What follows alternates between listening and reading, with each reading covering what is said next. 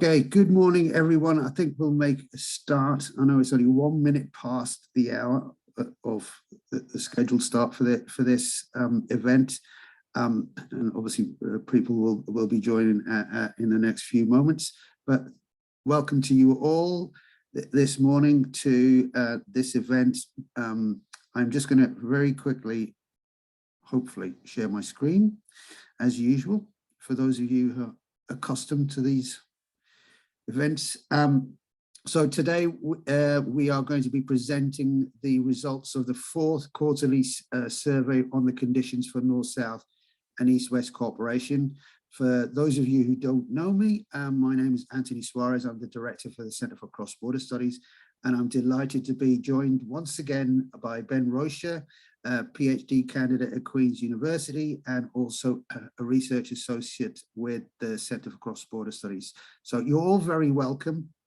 And just before I go on, just to encourage you as we go along, and any questions you might have, just please put them into the Q&A function. And also, if there's any comments, any information that you want to share that you think is relevant, anything that your organizations are up to that would be of interest to other people attending and to ourselves, of course, just please put it into the chat function. Let's try and make this a kind of an exchange of information, and not just me and Ben presenting these things formally, but also to allow you to share your views, share your comments, and share information that you think might be relevant about things that you're doing.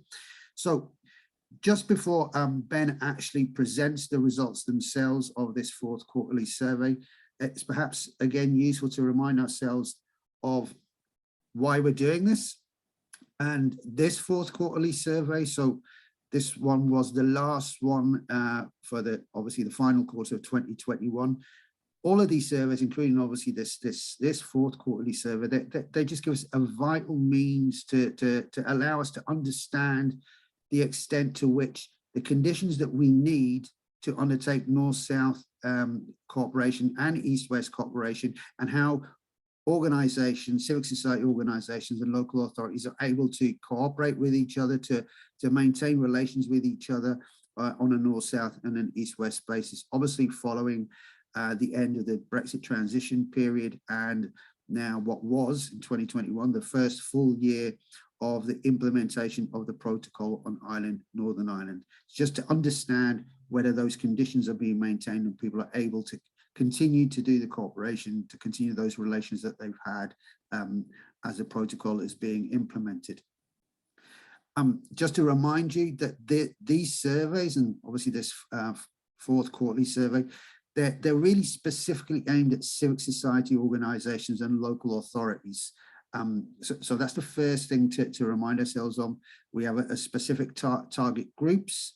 And the reason that we wanted to target civic society organizations and local authorities is because of the concern that we had and continue to have that the UK government and the European Commission, in terms of their understanding of North-South cooperation, in this instance related to the protocol, they might not necessarily always be looking at more informal local levels of cooperation.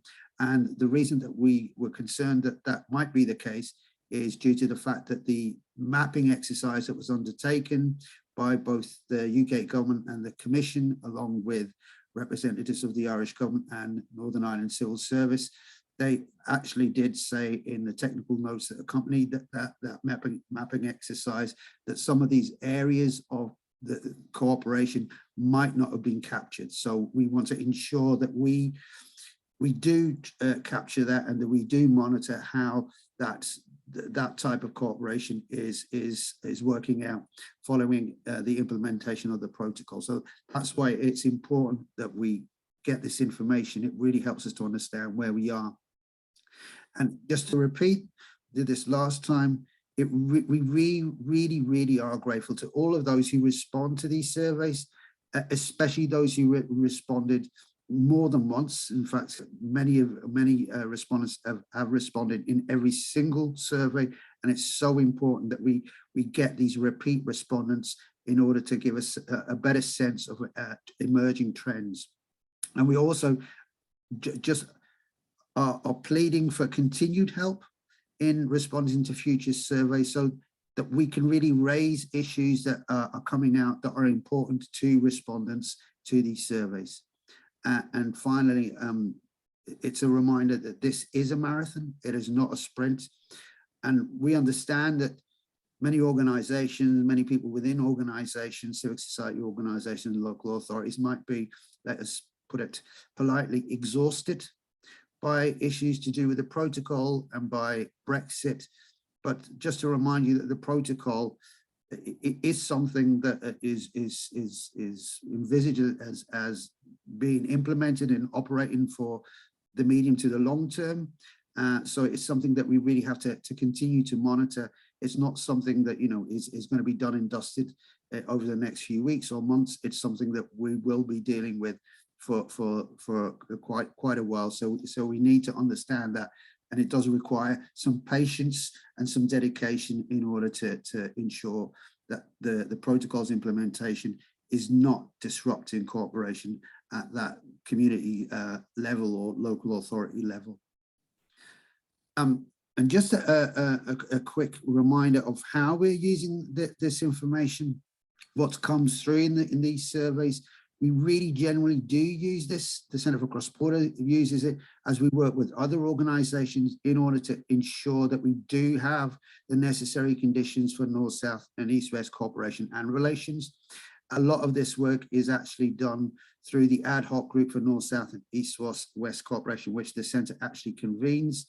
And we meet with the key decision makers in terms of matters relating to North-South and East-West cooperation, and we are raising issues of concern, or we are promoting the need to ensure that cooperation between community, civic society organisations, local authorities can continue.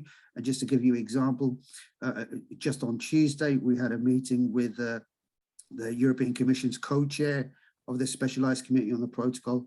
Not the first meeting, this is the latest in a series of meetings, and we have been raising some of those concerns that are coming through the surveys and communicating the results of the surveys to the Commission and to the UK government and others. We are seeking a meeting with UK government. We had meetings with UK government representatives throughout 2021. We're seeking another meeting now since the, let's say, restructuring that happened within the UK government in terms of who's leading the negotiations with the European Commission and the moves of certain key personnel from out of the Cabinet Office into the Foreign Office.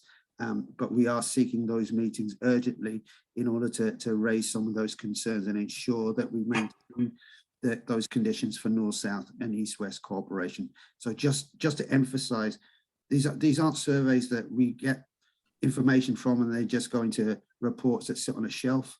They actually they translate into action. So important to emphasize that. So I'm now going to hand over to someone much better qualified than me to take you through this. I'm going to hand you over now to Ben to take you through the results of the survey itself. So over to you, Ben. Thanks, Anthony. Good morning, everybody. Hello again to those of you who joined us before, and it's good to see you again, and welcome to anybody who's joined us for the first time.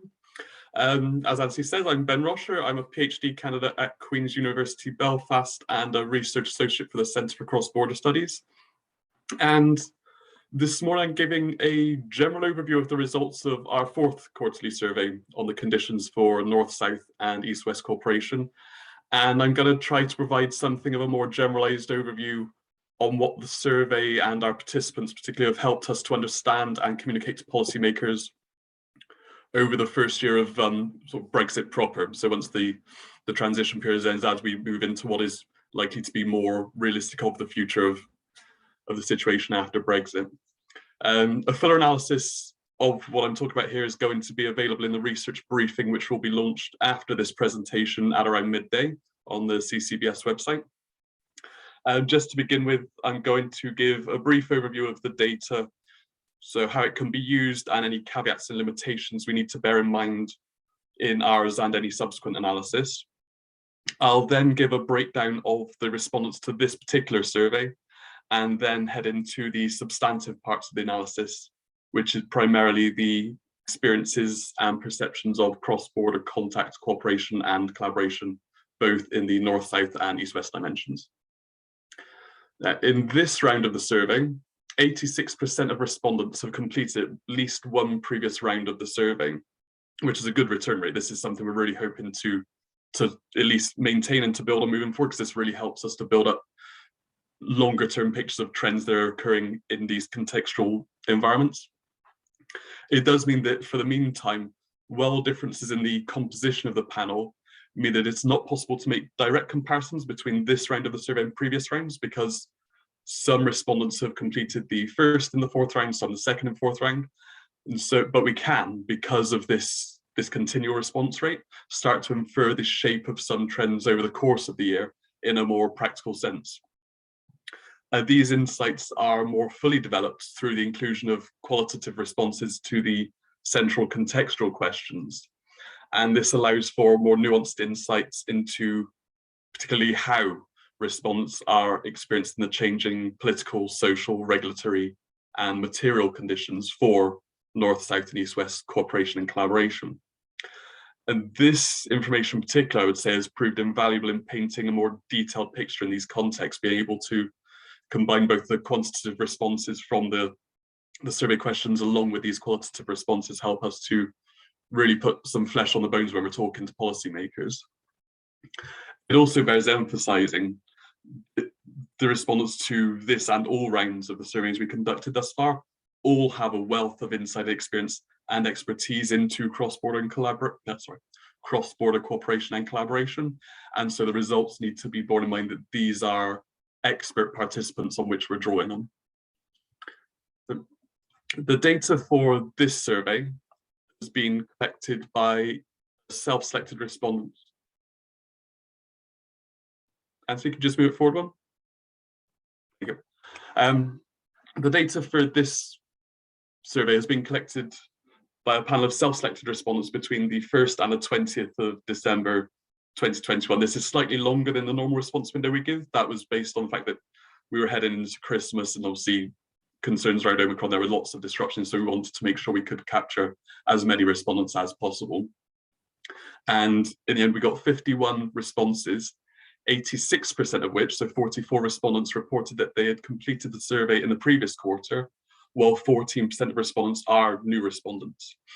Now, of the 51 respondents, 31% were based in the Republic of Ireland and 53% based in Northern Ireland, with 10% having a presence on both sides of the border, and 2 respondents are actually based outside of the island of Ireland, but still reported having a stake in cross-border cooperation and collaboration.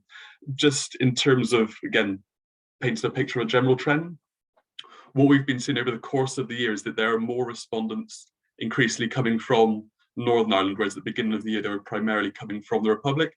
And so we're hoping to maintain the level of response we have in Northern Ireland, also to attract some more respondents from the Republic of Ireland to build a more holistic picture of what's occurring in the North-South dimension and in the East-West dimension.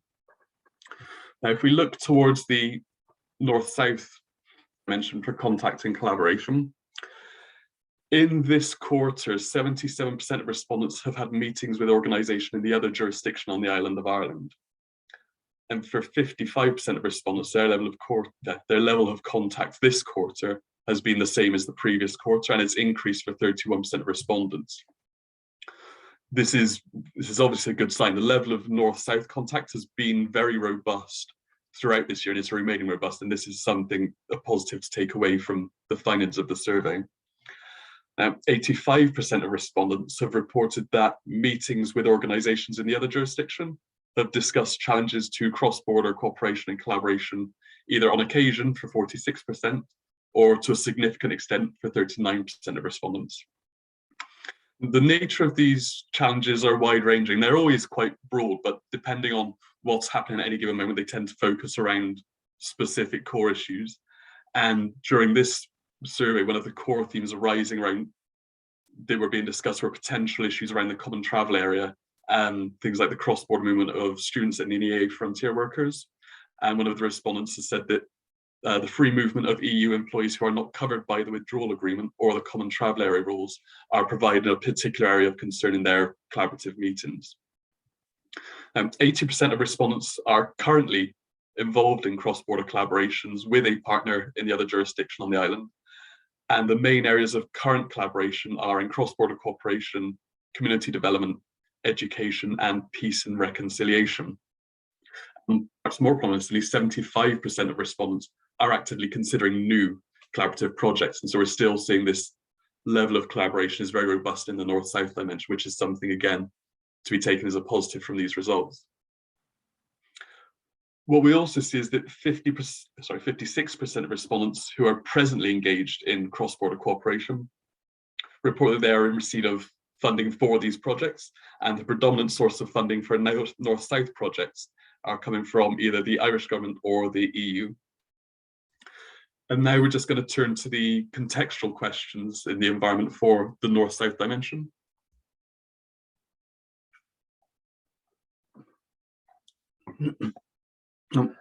In terms of the political context, 53% of respondents believe that cross-border cooperation has stayed more or less the same since the previous quarter, and 29% saying it's deteriorated, but only 14% saying it's improved. And we've asked respondents to elaborate on these things and precisely how they're experiencing these changes and disruptions or improvements. And in this quarter, respondents have pointed primarily to issues around the protocol and threats from the UK government around potentially triggering Article 16, and that these threats are impacting negatively on the environment for cooperation and collaboration. One respondent has said, the Northern Ireland Protocol has created political disruption and cast a shadow over areas of mutual cooperation. And another said there's a continuation of uncertainty due to the repeated references to potential triggering of Article 16. But some participants have reported increased engagement from political parties, and positive news around funding programmes have improved the political context. We see that positive announcements regarding funding such as Peace Plus, Shared Island and the UK Levelling Up funds have increased opportunities. And so we're starting to see a more nuanced picture then than perhaps we did at the start of the year, when most things were predominantly negative. While things aren't necessarily improving, we're starting to see things level out and some opportunities begin to come through. Looking at the social context, 18% of respondents say the social context has deteriorated on the previous quarter, though as many again say it's improved. And this is, I think, the first time that we've actually seen improvements equal at the same level as people saying it disrupted. And this obviously means that the predominant response that has remained the same. We've now hit a plateau broadly in terms of the social relationships north-south. And respondents have indicated that the social context is still uncertain after Brexit, particularly among Protestant Unionist and Loyalist communities, and the responses to increasingly public debates around the potential for United Ireland. One of the respondents said that continuing negotiations on Brexit have impacted on community relations between communities and ensured that people are still concerned about where borders will eventually be sited and how these might be managed and responded to.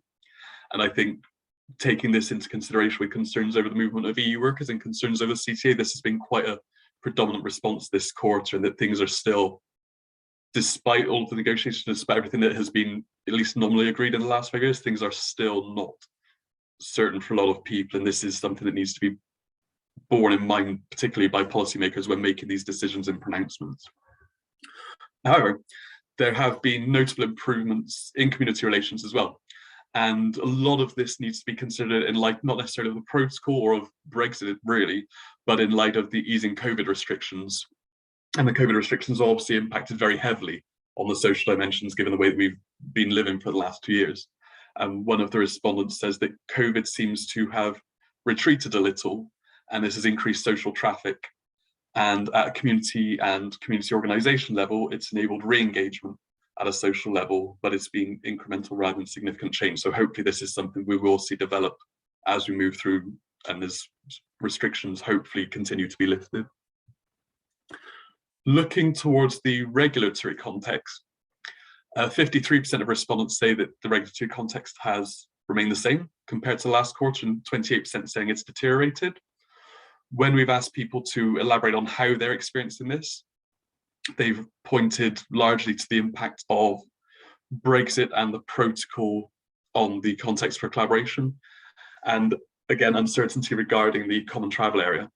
So we've got the consideration of the UK government on introducing the need for travel documents for other EU and EEA citizens resident in Northern Ireland or the Republic of Ireland to cross the border. This is the electronic travel authorization that has recently been announced. It's causing a lot of uncertainty. Businesses seem to be adapting to relatively new regulatory environments, but potential changes or talk of such changes create uncertainty again. Because of essentially the reset among negotiations, because of the change in personnel, this is creating uncertainty on a lot of levels, and policymakers and politicians need to bear this in mind, that these are having on the ground impact. Looking at the material context, 61% of respondents believe it's the same as the previous quarter, and 16% believe that it has improved, and the same proportion saying it's deteriorated. So again, we're starting to see an equalization in this context. And when we've asked people to elaborate on this, they've said that our respondents were finding it easier and cheaper to source goods and material from within the island of Ireland rather than with Great Britain. And obviously, this trade diversion is something that is driving uncertainty, particularly among the UK government. And one of the respondents said that we are probably buying more within Ireland than previously, as shipping from GB is a nightmare. Some suppliers have just opted out of supplying NI, although they could, and orders have also been accepted and cancelled at short notice. And another saying, the growth of trading goods and services between between North and South as a direct result of Brexit has highlighted the distinct opportunities and benefits that exist to expand trading relationships with both the UK and EU. So depending on your position socially, politically, these can either be seen as positive or negatives, but they are having an impact one way or another. Looking now towards the East-West dimension.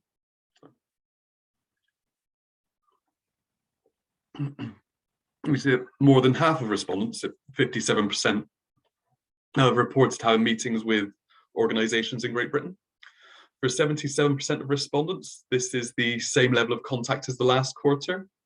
And for 14%, this level of contact has increased on the previous quarter. So again, we're seeing quite robust, although not quite the same levels as North-South.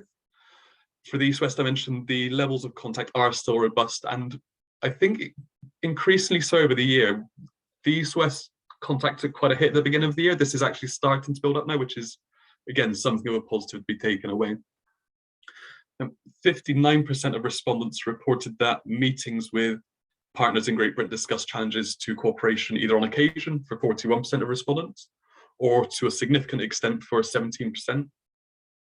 And these were on issues including protocol, red tape, political instability, a lack of political or governmental leadership or direction, and the failure of negotiations between the UK and the EU to come to any agreed or stable settlement.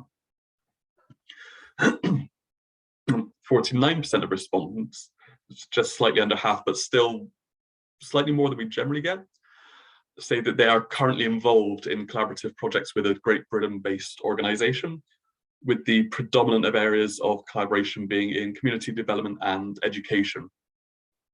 What is perhaps concerning here is that only 26% of respondents are actively considering new collaborative projects. So while almost half are currently engaging, half that again are actively considering new projects, and this is definitely something that needs to be given attention to. We also see that just under half of respondents are currently in receipt of funding for their projects, and this is mainly drawn from charitable foundations or from the UK government. And so one thing we can take away here is that the East-West dimension in terms of contact is relatively robust, but in terms of active collaboration, this is something that needs to be given attention to build upon. Looking towards the contextual questions now, 67% of respondents believe that the political context for East-West cooperation has remained the same on the previous quarter, and a quarter saying it's deteriorated. And when we've asked people to elaborate on this, they've indicated a lack of trust in the British government and a lack of progress in politicians being able to address issues. So one respondent has said, a failure to move on from the Brexit agreement and implementation of the protocol are facilitating the deterioration of relationships within Northern Ireland. Great Britain is increasingly distant or isolated from our concerns. Another said, there appears to be a complete lack of trust between NI and GB, neither side fully listening to the other. And this bears out again what we're seeing in the quantitative responses. Looking towards the East-West social context, 71% of respondents report that the context has remained the same on the previous quarter, and 16% says deteriorated, with only 4% saying it's improved. Respondents are pointing to perceived imbalances between the broadly defined two communities in Northern Ireland, with a respondent saying, it's a matter of balance. One side will possibly feel that they have improved if the role of British government is seen to reflect its aspirations, for example, the removal of the protocol, whilst the other might consider it's deteriorating as the British government is seen to have reneged on its legal responsibilities. This is further seen as the approach being taken to legacy legislation and an Irish Language Act at Westminster, which is quite a nuanced insight here, is that the government has largely painted itself into a corner whereby whichever action it takes now is going to be seen as threatening to one side or the other. And this is something that's going to have to be managed very delicately, and again needs to be communicated back through to policymakers so they're aware acutely of the delicate balance that they've contributed to. Look into the regulatory context. 26% of respondents say that the regulatory context has deteriorated over last quarter, with 57% saying it's remained the same, and again only 4% noting an improvement. And here respondents have pointed towards the stance taken by the UK government with regard to the protocol, and respondents saying the government has taken a harder approach to the protocol, and unilateral actions around the protocol on the part of the UK government are undermining confidence and trust. And they're saying the government has taken a harder approach to the protocol, which was really underlining that until the protocol is settled, everything is still very much uncertain and on shaky ground, particularly for these regulatory contextual questions. And when considering the material context, 59% of respondents report that the material context has remained the same on the last quarter, while 22% of respondents report that it's deteriorated. When we ask them to expand on these experiences, respondents have pointed towards the easing of COVID restrictions again, allowing for greater access for work meetings. However, there have been increasing prices for goods and materials. So while COVID restrictions have eased, and so there can be more face-to-face meetings, one of the respondents has said that an item ordered online costing €22 ended up costing €50 when delivered. And this is something that is obviously going to be a problem moving forward, and mitigating this is something that may not even be possible, but it will definitely have an impact on relationships across these islands in terms of trade. We've also asked respondents of some information on the protocol. We've asked about their knowledge on the protocol and how they understand it and how they get their knowledge.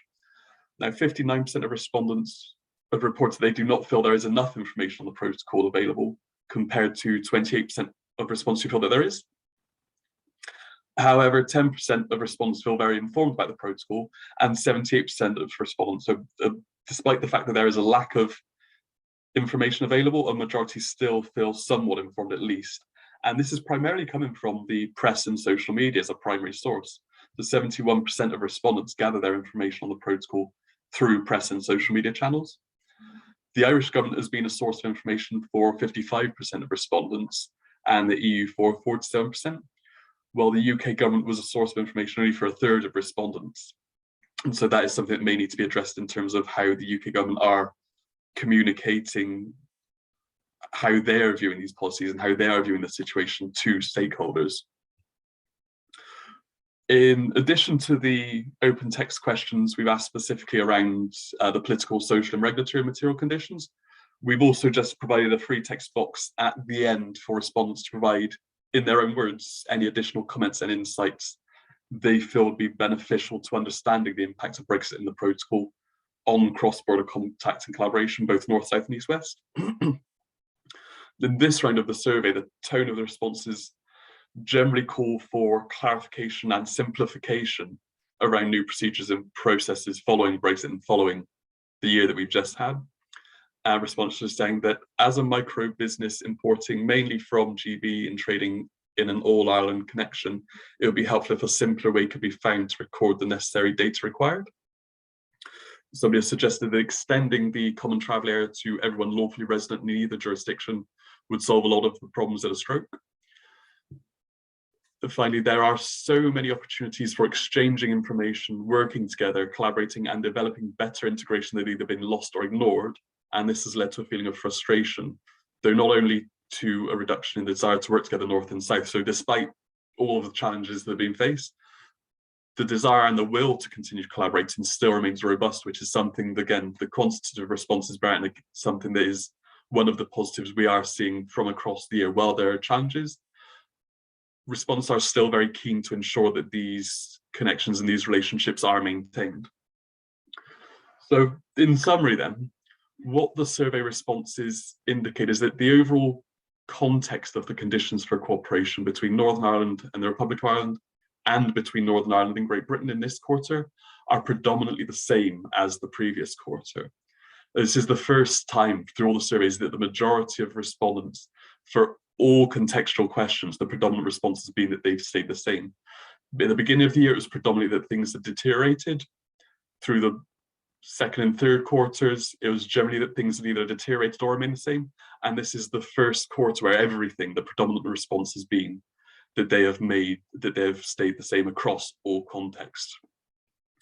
Obviously, well, I've said the unique composition of each panel means that drawing direct comparisons between and this and previous rounds of surveys are statistically a little bit, in a practical sense, based on the high number of repeat respondents and the qualitative responses we've got, there's a very clear trend appearing over the course of the year.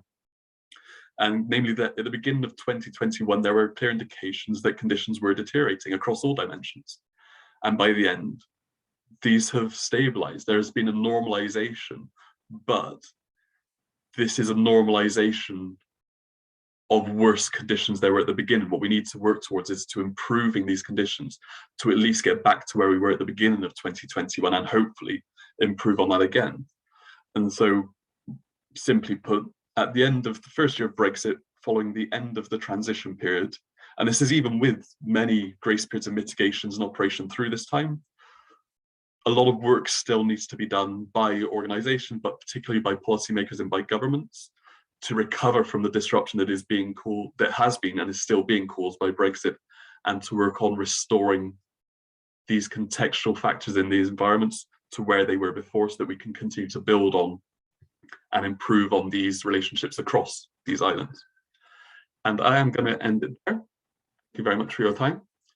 I would welcome any questions or feedback, particularly if you feel that there is anything we're not gathering with this survey, if there's any extra information you think we should be looking to capture, or anything that we're capturing that you don't find is particularly useful at this point. Particularly, I'm going to be changing the questions on the protocol moving forward, because so the knowledge now has remained relatively stable, and I'd like to find some different insights. But anything that you have that you would like us to look into, I would be very happy to have now, because we're going to be doing a slight redesign of the survey as we move into the second year.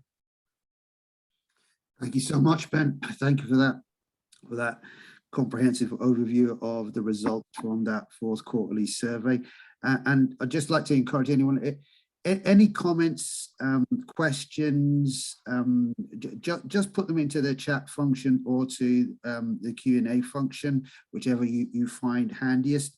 But just as perhaps you're mulling over any questions that you might have, or any comments that you'd like to make, so please do so.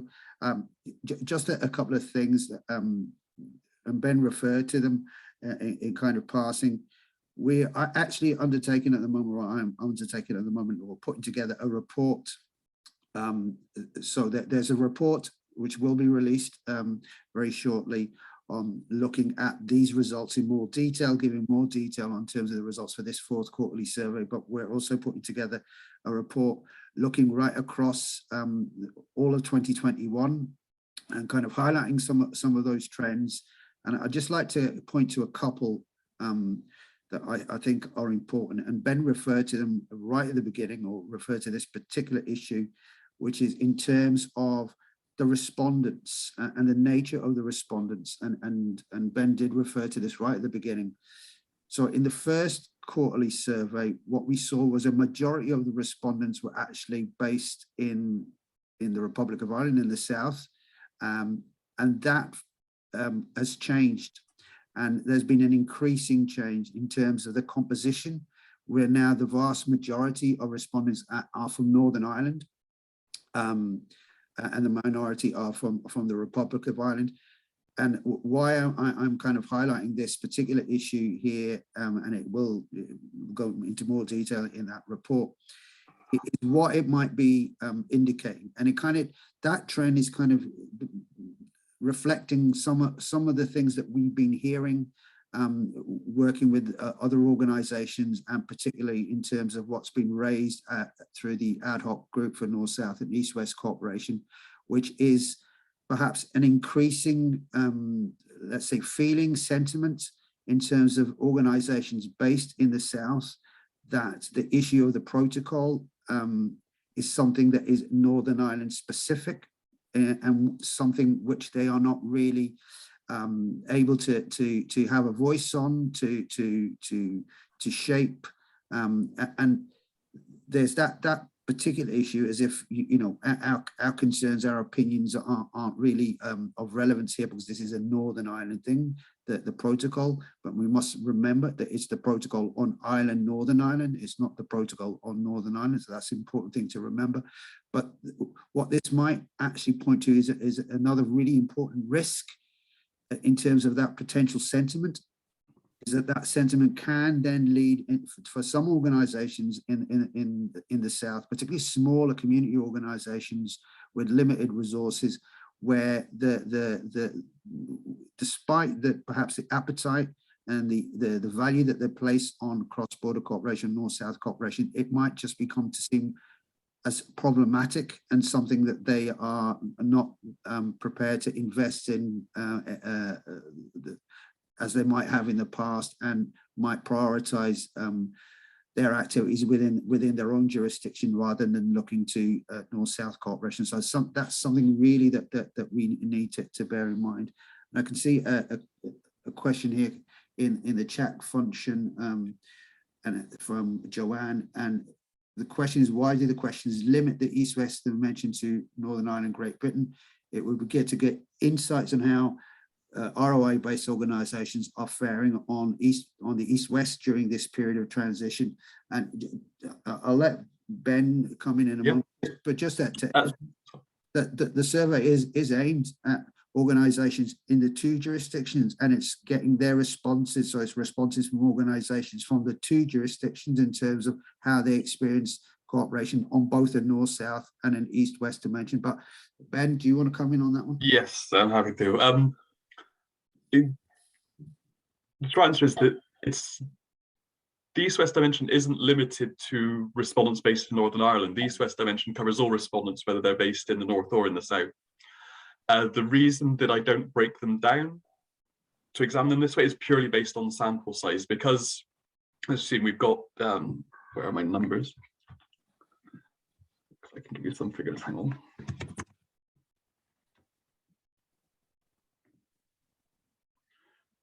Well, this is open up because we're dealing with small samples, and we'll always be dealing with small samples. Essentially, the population for stakeholders in the organizations and the civil society groups we're looking for, we're never going to have a large end survey. This is just not how it works. But it does mean that when we're looking to breaking these down, we very quickly end up looking at individual respondents, which isn't particularly helpful from a statistical level. And so, while we've got essentially 27 respondents in Northern Ireland and 16 in the Republic of Ireland. So once you go, we've got 16 insights to look East-West. As soon as they start differing again on different questions, we get very quickly down to individual respondents, which don't particularly help us don't tell us very much on a general sense. So if we do increase our sample size and our respondents up past 120-ish, then I'll start breaking these down again. And on the first survey, I did break them down in this way. But while we're currently operating around 80 on the respondents, it's just not practical from a quantitative level to break them down by North-South, because we get to individual respondents and we can't infer much from those individual respondents. Thanks, Ben. And just to go back to that question of the experiences of Southern-based organisations in terms of their collaboration, their relations to counterparts, their counterparts in GB, the organisations or local authorities that they deal with in GB. Outside of this survey, does give us some really valuable information around that. I mean, there was, for example, that comment in terms of you could tell it was a southern organisation just by the fact they were using Europe in terms of saying, you know, at the cost of acquiring materials from GB. That's also coming through through other work that we're doing. For example, the ad hoc group. One of the things that's coming through in terms of the nature of meetings that organisations are having with their counterparts in Great Britain. One of the things that they're expressing, and it's not frustration, that they completely understand this, is the nature of the discussions. And Ben pointed to it in terms of looking at how often, when you're having a meeting with an organisation in GB, how often are discussions related to obstacles to their cooperation or to their relations, that east-west dimension. Although they're discussed, they're not discussed to the same extent in terms of when meetings are taking place on a north-south dimension, where discussions around obstacles to cooperation and collaboration are discussed much more frequently as compared to those meetings taking place on an east-west dimension. And what we're getting through, and it does come through in the surveys and some of the other kind of more detailed responses, is that their organisations based in Great Britain don't necessarily understand the protocol or what it means.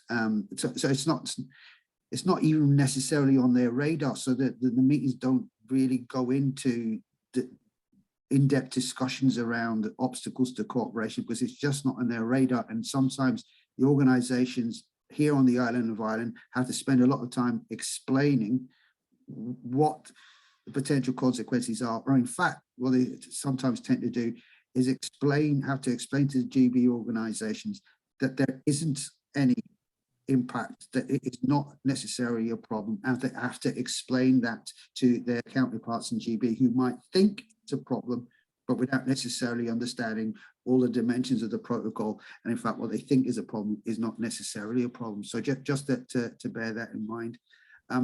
So I'm waiting to see if there's any other comments, questions coming through in the chat function. So I'll just give you a couple of moments, and as you do that, as you mull through that, I am desperately here looking through my my communications, because if I don't find it now, I will find it, send it to you, email it to you. It's the link which will be going live very shortly to the actual research report that accompanies this, that has much more detail in terms of this fourth quarterly survey. But if I don't find it in the next couple of seconds, what I'll do is I'll just email it to you individually, so that we can do that. But I'll see. Here, you can see that question there, Ben? Yeah, no, that's a fair point, and I should have had that on there. It is in the report that will come out, and I'll make sure to put it on the slide for the next one. Yeah, important to clarify that. Yeah, a lot more of the detail will be in the actual report itself, that does give you a lot more detail that we're not able to do here in terms of the presentation itself. Just perhaps then just to go back to referring to how the responses in these surveys allied to other means through which we get views from organisations involved in North-South and East-West cooperation. And I mentioned there the very recent meeting that we had, the ad hoc group for North-South and East-West cooperation had with the co-chair, the European Commission co-chair of the Specialised Committee on the Protocol. One of the things that we are concerned about is in terms of there are a whole series of, there's some proposals on structures for engagement with civic society in terms of the mechanisms of the protocol. And what we are at the moment, what we're really working on, what we're trying to ensure is that within those structures for engagement with civic society, that there is a space for civic society to engage specifically on North-South cooperation. Now, remember, we're talking about the protocol. In this instance, so we're really making sure that there is that space for civic society engaging on issues related to North-South cooperation to ensure that we do monitor the ability of civic society organisations to continue North-South cooperation and collaboration. But just to stress, it's not just the need to ensure that there is that space for that particular type of dialogue within those structures for civic society engagement. But when talking about North-South cooperation, what we're stressing is that that engagement must happen with civic society organisations from the two jurisdictions and not just engagement with organisations from Northern Ireland, because if you're going to talk about North-South cooperation, it doesn't make any sense at all just to speak to one side of that cooperation. It has to involve organisations from the two sides. So that is something that we're prioritising at the moment. We've made lots of progress in terms of the need and work on structures for civic society engagement. But now that next thing is ensuring that those structures include organisations from the Republic of Ireland. And just in terms of the East-West dimension, because the protocol, whereas it does speak of East-West cooperation in the preamble to the protocol, when you actually get into the articles, the nitty-gritty of the protocol, the actual, the hard legal aspects of the protocol, it only really deals with North-South cooperation. Specifically, Article 11 is on North-South cooperation. So that East-West dimension, what we're looking towards is how can we ensure that East-West cooperation, and that is between organisations across the island of Ireland, continues with organisations in GB, that it's safeguarded. The place that we're looking at the moment for that is under the Trade and Cooperation Agreement and the structures that are being established at the moment for civic society engagement under the Trade and Cooperation Agreement. And we're working towards ensuring that East-West dimension, there is protection there, that there is monitoring of that East-West dimension through the Trade and Cooperation Agreement. But that is, I can say that's a complicated matter and something that needs a lot of work. So I'm going to stop there and, oh yes, absolutely. Aidan, who's missed the first 15 minutes, you're ticked off in the register with the L for late. Absolutely, Aidan. We'll certainly not just share the slides. There will be up on the website, including this marvelous recording of the presentation. But as I said, we'll also send you the link for the actual research report, which contains all the detail as well, more detailed analysis of the results. So it's coming up to 11:20. So unless there are any other urgent comments, suggestions, anything that you'd like to share with everybody, I'm going to thank you all again for the time that you've taken to join us. And we're really thankful to you all. And these surveys will continue in 2022, bearing in mind that the protocol, unless something drastic happens, the protocol will be in operation, continue to be in operation. So we really do need to ensure that we do maintain those conditions for North-South cooperation in relation to the protocol, but we'll also be working on the East-West dimension through the Trade and Cooperation Agreement and through any other structure that we think is worthy of our attention. So these surveys will continue in 2022, and I really hope that we'll continue to get all those responses that we've been getting so far, especially from those who are repeat respondents to whom we are really, really grateful.